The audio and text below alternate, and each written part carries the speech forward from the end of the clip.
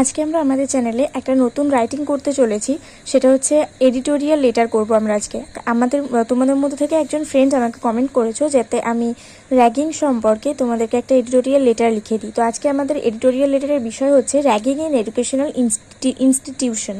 তো চলো বেশি সময় নষ্ট না করে আমরা এই রাইটিংটা কীভাবে লিখে নিতে পারি সেটা দেখে নিই। তবে তার আগে অবশ্যই চ্যানেলটিকে সাবস্ক্রাইব করে পাশে থাকা বেল আইকন প্রেস করে দাও আর অল বাটনটা অন করে দিও, যাতে আমি ভিডিও আপলোড করার সাথে সাথে তোমাদের কাছে নোটিফিকেশন চলে যায়।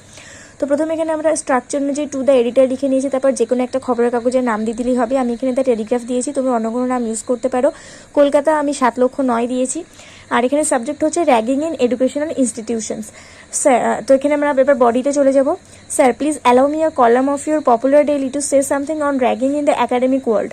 আমাকে দয়া করে আপনার এই চলতি জনপ্রিয় কাগজের একটা কলামে আমাকে একটু জায়গা করে দিন, যাতে আমি এই যে পড়াশোনার জগতে একটা যে শিক্ষণীয় জগতে যে একটা র্যাগিং চলছে সেই নিয়ে আমি যেন কিছু বলতে পারি তার জন্য। The concerned authorities fail to keep ragging in check. যে সমস্ত কর্তৃপক্ষরা এই র্যাগিং নিয়ে বেশি কনসার্ন, যারা খুব চিন্তিত, তারা কিন্তু এটাকে কোনোভাবেই নিয়ন্ত্রণ করতে পারছেন না।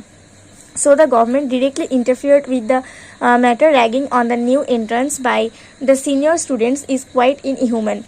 অনেক তো এই জন্য গভর্নর কী করেছে, এই ব্যাপারটার মধ্যে নিজে হস্তক্ষেপ করছে। মানে যখন কোনো নতুন কেউ প্রবেশ করে কলেজে, তখন সিনিয়রদের হাতে তাদেরকে হয়তো অনেক অমানবিকভাবে র্যাগড হতে হয়, র্যাগিং চলে হয়তো তাদের ওপর। তো এই ব্যাপারটা নিয়ে গভর্নমেন্ট খুবই নতুন নিয়মের সাথে এগিয়ে আসতে চাইছেন এবং হস্তক্ষেপ করতে চাইছেন।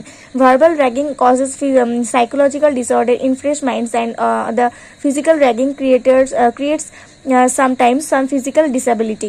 মানসিক নির্যাতন, মানসিক র্যাগিংটা অনেক সময় মানবিকের দিক থেকে অনেক ক্ষতিকর, মনের দিক থেকে অনেক ক্ষতিকর হয়ে পড়ে এবং ফ্রেশ মাইন্ড থাকতে দেয় না। খুব সবসময় কোনো ব্যাপারে ডিপ্রেসড ফিল করতেই থাকে র্যাগিংয়ের কারণে অনেকেই। আর যারা আর কি শারীরিক দিক থেকে র্যাগড হয়, তারা কিন্তু আস্তে আস্তে ফিজিক্যাল ডিসএবিলিটিতে ভুগতে থাকে, মানে শারীরিক অক্ষমতাতে। We should protest against such barbaric acts. আমাদের সত্যি এরকম একটা ঘৃণ্য আইনের বিরুদ্ধে প্রতিবাদ করা উচিত। We must remember that we are civilised people. আমাদের এটা মনে রাখতে হবে যে আমরা হচ্ছে সভ্য মানুষ। And ragging is not a sign of civilisation, এবং র্যাগিং কোনোভাবেই সভ্যতার চিহ্ন হতে পারে না। We should try hard to create social awareness against the nuisance. আমাদেরকে এই বাজে একটা ব্যাপারের বিরুদ্ধে সামাজিক সচেতনতাও গড়ে তুলতে সাহায্য করা উচিত। Please insert it in your daily and urge upon the authorities to resist this evil. দয়া করে এই যে আমি যেটা লিখেছি এই আর্টিকেলটাকে আপনার এই যে দৈনন্দিন পত্রিকার মধ্যে একটু জায়গা দেবেন এবং কর্তৃপক্ষকে বলবেন এই খারাপ ব্যাপারটা নিয়ে একটু তলিয়ে দেখতে, একটু ভেবে দেখতে। তো ওই পেজে আমার জায়গা ছিল না, আমরা তারপরে লিখবো ডান সাইডে ইয়োর্স ফেথফুলি দিয়ে নিজের নাম লিখে দেবে। তারপরে এখানে যে কোনো একটা ঠিকানা দিয়ে দেবে। আমি এখানে কালনা পূর্ব বর্ধমান দিয়েছি, জানুয়ারির 21 তারিখ দিয়েছি 2023 সালে। তোমরা যে কোনো ডেট এবং যে কোনো ঠিকানা দিতে পারো। তো এই ছিল আমাদের লেটার রাইটিং। ভিডিওটা অবশ্যই একটা করে লাইক করে দিয়ে বন্ধুদের সঙ্গে অনেক শেয়ার করে দেবে। নেক্সট ভিডিওতে দেখাবো। ততক্ষণ পর্যন্ত সবাই ভালো থাকো, সুস্থ থাকো, মন দিয়ে পড়াশোনা করতে থাকো।